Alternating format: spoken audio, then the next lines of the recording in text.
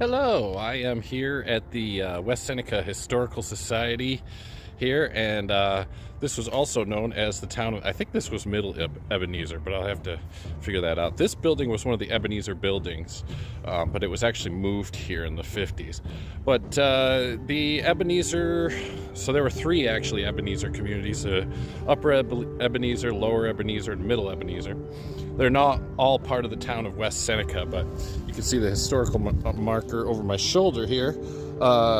So Ebenezer was the first community in the United States of the community of true inspiration. So a lot of the Ebenezer buildings are today private residences and have been remodeled, but one of the most recognizable as a 19th century building is the Holy Helpers Church here on Indian Church Road in West Seneca. And this was actually Middle Ebenezer, and as you can see on the sign says the site of original Middle Ebenezer Memorial Church built on handmade bricks. Christian Metz held the first church service in March 1846. When Ebenezer Society moved to Iowa in 1864, property was bought by 14 Holy Helpers Church congregation and altered to meet their requirements.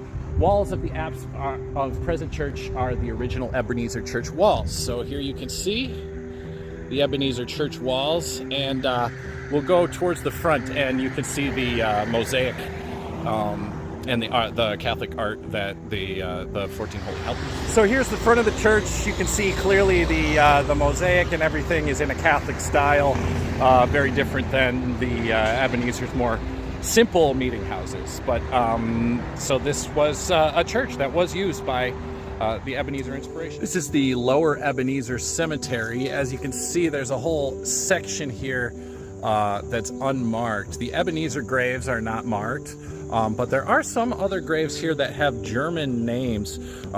So it's pretty clear that after the Inspirationists left in 1855, that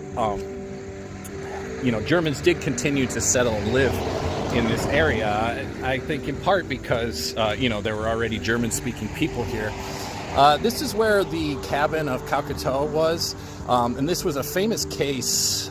Actually, there's a book called Seneca Spirits about witchcraft. It talks about this landmark case. Tommy Jemmy was a Seneca chief that executed Calcutta for witchcraft, and according to legend, the Ebenezers, they settled some of the Indian-built cabins on the Buffalo Creek Reservation, and according to legend, a few of the Ebenezer Inspirationists saw a ghost of the witch Calcutta and asked Christian Metz if they could move to a different cabin.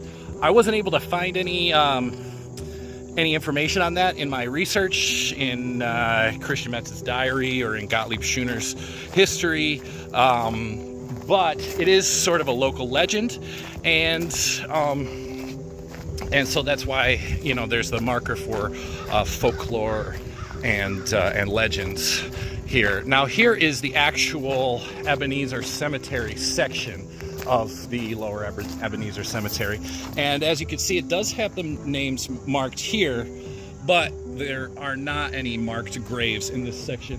And then actually back here somewhere is where the Calcutta's cabin was said to be. All right, so here we are at the edge of the Buffalo Creek at the site of the Christian Metz home. You can see an old mill. Actually, maybe you can barely see the rooftop over there, but that was also an Ebenezer building. Let's go up to the front of the building here. There's one of the original millstones from the Ebenezer Mill.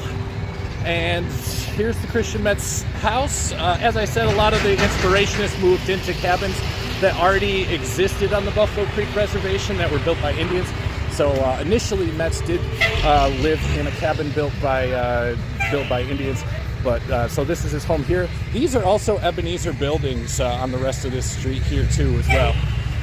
So Christian Metz lived here. This building was erected in the 1840s. It was the home of George Stanner, operator of the Indian sawmill.